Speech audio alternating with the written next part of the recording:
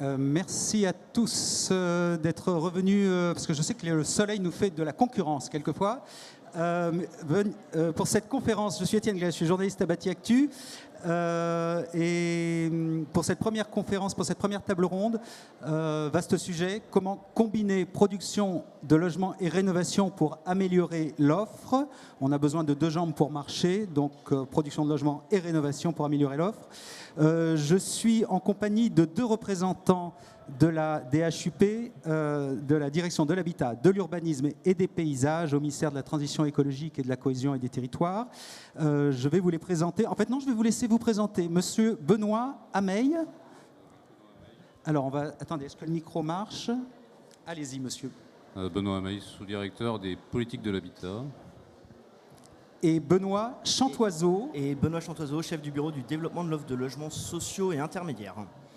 Très bien. Messieurs, vous allez nous présenter dans quelques instants la politique du logement dans les inconnus un petit peu qu'il y a actuellement. Ce que vous pouvez nous dire, parce que je sais qu'il y a un devoir de réserve qui s'applique aux fonctionnaires. Donc on vous remercie infiniment d'être là. Peut-être vous allez nous dresser votre diagnostic de la situation actuelle de la crise du logement, vraiment actuellement. Peut-être nous parler des enjeux immédiats aussi de la politique du logement. Et puis, bien sûr, les défis à moyen et long terme qui, eux, demeurent, quelle que soit l'issue un petit peu du processus démocratique qui est en cours. Voilà. Peut-être qu'on peut rappeler pour ce qu'est l'émission de la DHUP. Vous devez répondre aux besoins de logement de nos compatriotes, d'hébergement aussi, et notamment contribuer à la production de logements à la bonne échelle au niveau du territoire national. Entre autres, vous visez aussi à améliorer la gestion de l'offre de logements existante pour répondre aux besoins aussi, on le rappelle, des plus défavorisés d'entre nous. Voilà. Voilà, je vais peut-être vous laisser exposer un petit peu les axes de votre politique au jour d'aujourd'hui, peut-être en commençant par la situation actuelle. Oui, merci. Oui, effectivement, compte tenu du fait qu'on est soumis à une période de réserve et que l'intervention qui était prévue sur la combinaison de la production et de la rénovation, ça nous aurait conduit à parler notamment du projet de loi, qui n'est plus un projet de loi, ou de MPR, qui est un sujet sur lequel il peut y avoir des polémiques. On se focalisera dans un premier temps sur la situation actuelle du secteur, qui est une situation de crise. Je crois que là, il n'y a pas de polémique, c'est clair. Et d'autre part, essayer d'envisager à plus long terme quels sont les grands enjeux de la politique du logement. Alors, ce faisant, on risque d'enfoncer quelques portes ouvertes ou des perles, et d'enfiler des perles, mais voilà, on est tenu à une certaine réserve. Ne vous sous-estimez pas, votre diagnostic va intéresser beaucoup de monde. Donc, voilà. le constat actuel, nous sommes dans une situation de crise profonde, crise du logement de grande ampleur, qui est une ampleur qui est comparable, peut-être même supérieure à celle de post-crise des subprimes, donc de 2009. Une crise qui revêt une double dimension, une dimension conjoncturelle qui s'assoit sur une base structurelle également assez forte. Le principal facteur, il est connu de tous, c'est le resserrement de la politique monétaire. Resserrement de la politique monétaire qui a eu un effet sur les taux, qui ont augmenté de manière très brutale, puisqu'ils sont passés de 1 à 4% en 2 ans à peu près. Ce qui a induit une baisse de la capacité d'achat des ménages de l'ordre de 28 à 30%. Et puis ça a eu un effet sur la distribution du crédit immobilier, qui s'est fortement resserré. On a observé une baisse de la production de crédit de plus de moitié en 18 mois. Et c'est une chute de la production de crédit qui a touché tous les publics, tous les investisseurs, tous les publics, pas seulement les primo-accédants, mais qui a touché principalement parmi les primo-accédants les ménages les plus modestes. Donc on a une crise de la demande qui est massive, voilà, et c'est pas neutre parce que l'investissement des ménages, dans le logement, ça représente 5% du PIB. 5% du PIB, c'est bien de le rappeler, oui. Voilà. Cette crise de la demande, elle vient s'ajouter à une crise de l'offre qui était apparue notamment à l'issue de la période de Covid. Donc, je vais très rapidement, mais qui était notamment liée à des pénuries ou à la forte hausse du coût des matériaux de construction et du coup des coûts de construction, et qui était aussi liée à un manque parfois dans certaines régions de main-d'œuvre dans le secteur. Donc ce choc extrêmement brutal, il se diffuse partout, dans le neuf, dans l'ancien. Le premier ajustement, il se fait d'abord par les quantités, hein, c'est ce que l'on a observé, et puis il commence à se faire également par les prix, notamment dans l'ancien, puisque si on regarde les prix réels, ils ont baissé de 8 à 9% depuis le début de la crise à peu près, enfin en réel, hein, pas en nominal. Donc tout ça, donc l'ajustement par les quantités, il se voit dans la forte dégradation observée dans la production de logements neufs, hein.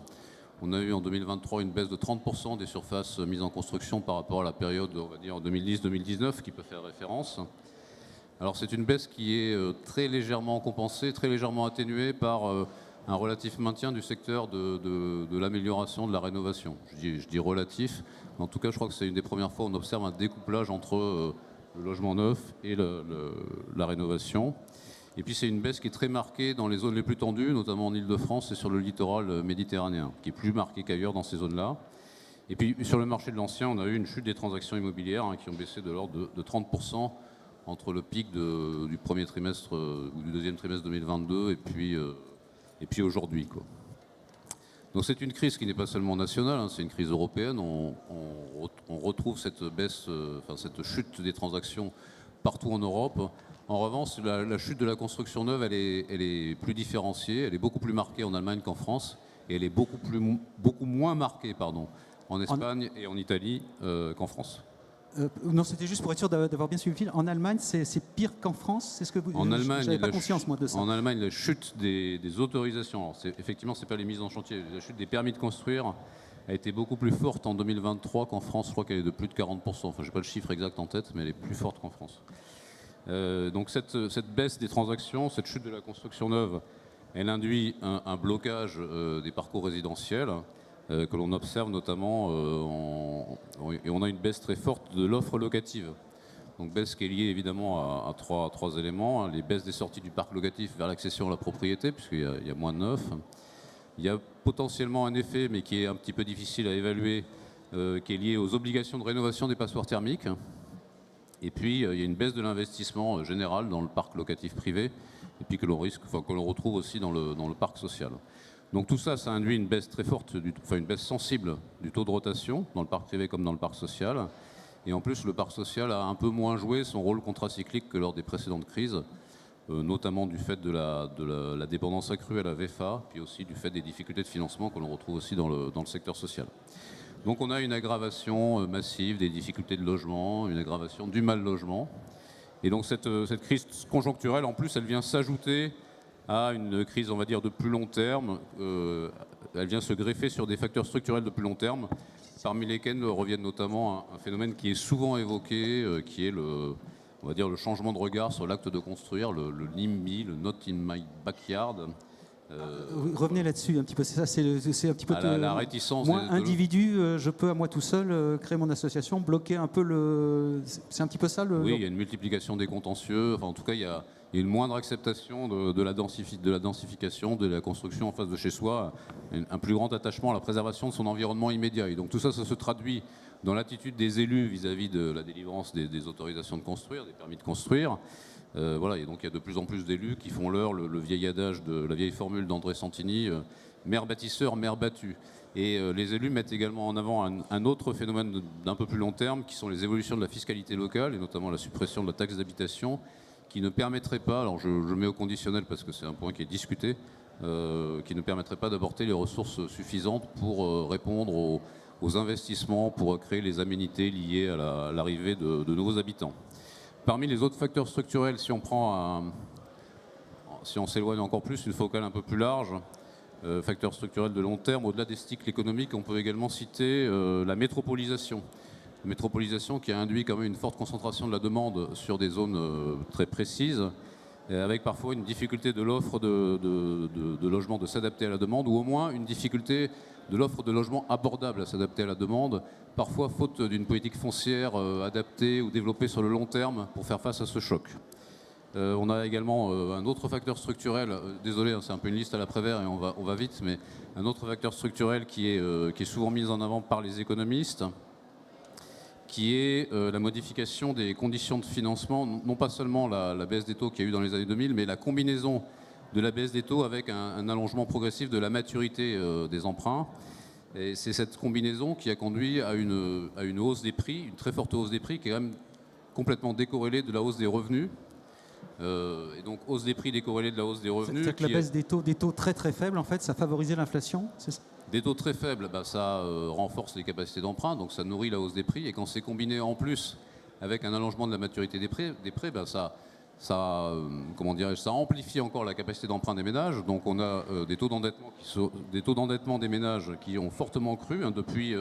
Depuis 2001, le taux d'endettement des ménages il est passé de l'ordre de moins de 58% du revenu disponible à plus de 100% en 2021. Donc cet endettement il est nourri par ce double mouvement de baisse des taux et d'allongement de la maturité des prêts. Donc ça provoque une très forte hausse des prix. Et cette hausse des prix, elle est décorrélée de la hausse des loyers, puisque les loyers, grosso modo, même si c'est discuté, ils collent à peu près à l'évolution des revenus.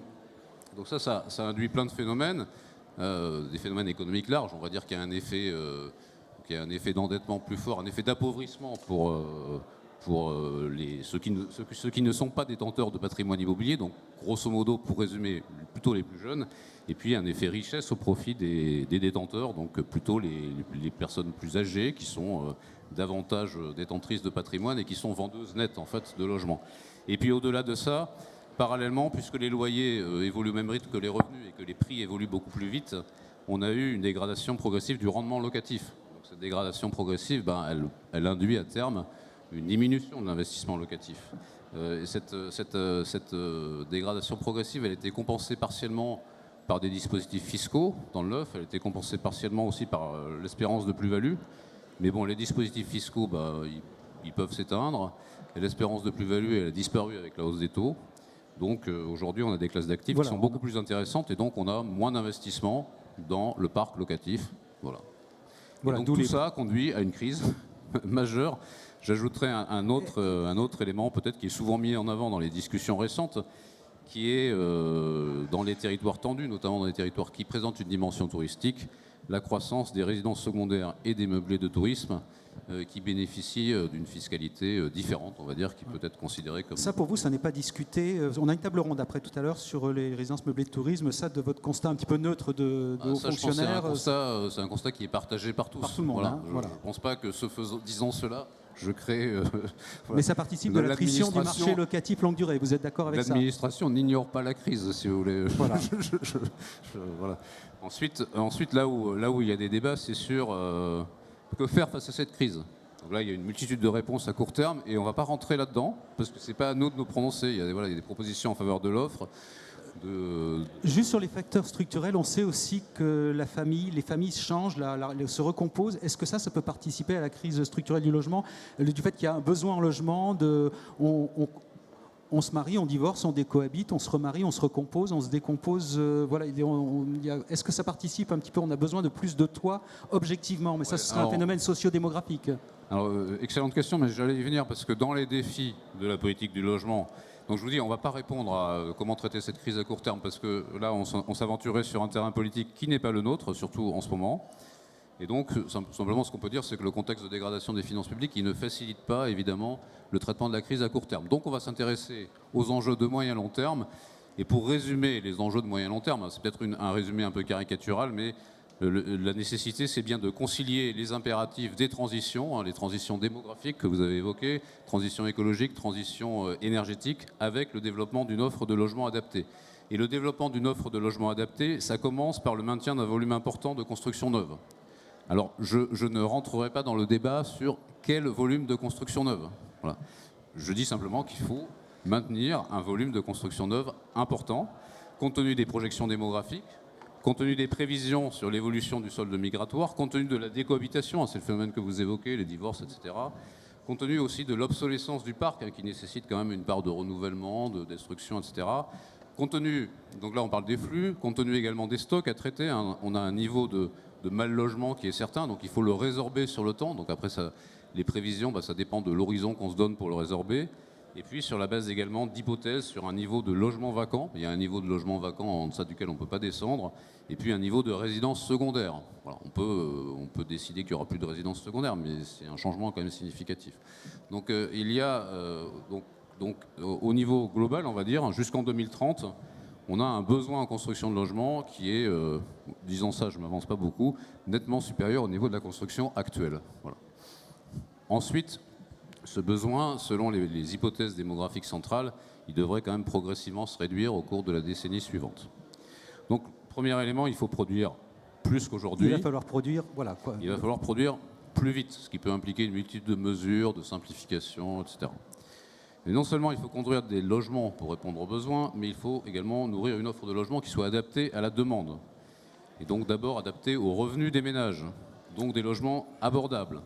Donc ça implique de développer une offre de logement, on va dire un parc de logements à loyer ou à prix abordable, et en premier lieu des logements sociaux pour favoriser l'accès à un habitat digne pour les ménages modestes. Et parmi les logements sociaux, au regard des revenus des demandeurs actuels, eh bien, il faut quand même qu'on conserve une part significative de logements très sociaux, donc aux loyers les plus faibles, des PLAI ou des PLAI adaptés. Après, il peut y avoir également une réponse partielle à ce besoin de logement abordable à travers le développement, notamment dans les zones les plus tendues, de logements pour les ménages des classes moyennes, d'une offre de logement intermédiaire. Donc il faut une offre de logement qui soit adaptée à la demande en termes de volume, en termes de prix, en termes de typologie, parce qu'on a aussi une adaptation des besoins à la taille des ménages, et puis en termes de localisation. Et donc ça implique une évaluation territorialisée des besoins en logement au niveau des intercommunalités ou des bassins d'emploi. Et c'est des choses sur lesquelles on travaille, donc on pourra... Le bon niveau, c'est le niveau intercommunal, territorial, c'est pas communal, c'est intercommunal. Hein, non, le niveau communal, à mon sens, alors après ça peut se discuter, ça n'a pas beaucoup de... Non, c'est au niveau du bassin d'emploi. Alors, le niveau plutôt intercommunal, le bassin d'emploi, c'est plus difficile à appréhender dans l'agglomération parisienne, par exemple. Mais voilà. Voilà. Donc ça, c'est le premier impératif, c'est il faut produire, et il faut une offre de logement adaptée. Et puis cette politique du logement, elle doit s'inscrire dans les grandes transitions. Et donc sans transition, je passe la parole. Vous êtes très fort, voilà, sans transition. Donc voilà, il y a les transitions démographiques, voilà, mais pas seulement. Voilà. Pas seulement démographiques, on a plusieurs transitions qui représentent des enjeux forts pour la politique de l'habitat et la politique du logement. La première transition, c'est la transition démographique.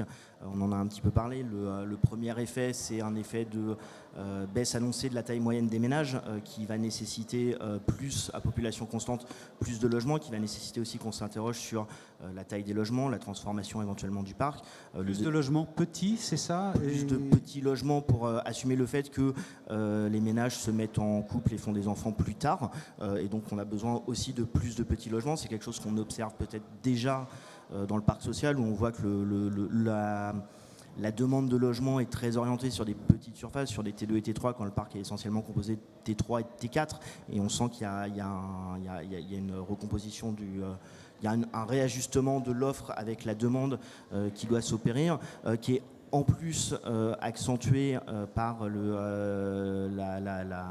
la transition démographique, la hausse du nombre de personnes âgées. On sait qu'on aura à l'horizon 2050 35% de la population qui aura plus de 60 ans. Et il faut qu'on s'interroge sur la taille des logements de ces ménages, aussi sur la rénovation de ce parc. On a un énorme enjeu d'adaptation aux personnes âgées, avec des logements, 85% des personnes des Français qui veulent vieillir chez eux, ce qui est tout à fait normal. Ce qui est tout la à fait vieillesse, légitime. c'est l'avenir du logement. La vieillesse, c'est l'avenir du logement. C'est un des enjeux, une des transitions auxquelles on doit faire face. La deuxième transition, c'est la transition écologique et énergétique, avec un secteur qui, malgré tout, consomme énormément. Le secteur du bâtiment qui compte pour 45% de la consommation énergétique, 18% des émissions de gaz à effet de serre. Donc on a des impératifs, l'État, la France a des engagements et pour inscrire le secteur dans ces trajectoires, il faudrait réduire les émissions de gaz à effet de serre d'à peu près 50% à terme. Donc on est sur un rythme de baisse qui existe, qui est réel, mais qu'il faut encore amplifier. Donc il y a des chiffres qui sont sortis sur la réduction des gaz à effet de serre de la France là, il y a quelques jours. Le logement, enfin vous avez déjà, l'habitat, on a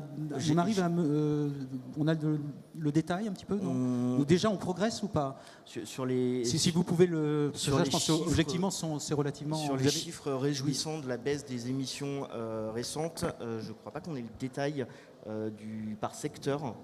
Je me tourne vers mon chef. C'est en cours, c'est pas en cours en tout cas.